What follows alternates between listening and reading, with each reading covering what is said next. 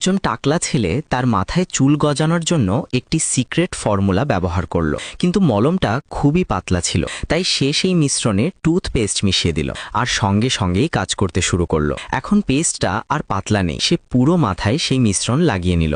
পরের দিন তার ছোট ভাই একটা ম্যাগনিফাইং গ্লাস নিয়ে দৌড়ে এসে দেখে অবাক, তার ভাইয়ের মাথায় ছোট ছোট চুল গজাতে শুরু করেছে। এটা দেখে তাদের বাবা খুব খুশি হয়ে যায়, কারণ এখন আর তার ছেলেকে টাকলা বলে কেউ ডাকবে না। অদ্ভুত ব্যাপার হলো, নাস্তা শেষ করে স্কুলে যাওয়ার আগেই ছেলেটার চুল অনেক ঘন আর ফোলানো হয়ে গেল, কিন্তু সেই বিষয়টা তেমন গুরুত্ব দিল না। স্কুলে পৌঁছানোর পর তার সহপাঠীরা তাকে উইগ পরা নিয়ে মজা করতে শুরু করলো, কারণ আগে সে উইগ পরত এবং তখন সে খুশি ছিল। কিন্তু একদিন ফুটবল খেলতে গিয়ে তার উইগ খুলে পড়ে যায় আর সে খুব লজ্জায় পড়ে। এরপর সবাই তাকে নিয়ে হাসাহাসি করে, তাই সে ইচ্ছা করে সবাইকে তার চুল টানতে দেয় যাতে তারা বিশ্বাস করে এটা আসল চুল। কিন্তু ক্লাস চলাকালীন তার চুল দ্রুত বাড়তে থাকে। মাত্র একদিনেই তার চুল পুরো মুখ ঢেকে ফেলে, ফলে ঠিকমতো খেতেও সমস্যা হয়। চুল এত দ্রুত বাড়তে থাকে যে ঘুমানোও কঠিন হয়ে যায়। ভালোভাবে ঘুমানোর জন্য তাকে নিজের চুল দড়ি দিয়ে বেঁধে উপরে ঝুলিয়ে রাখতে হয়, তারপর বিছানায় শুতে হয়। প্রতিদিন সকালে তার বাবা মায়ের প্রথম কাজ হয়ে যায়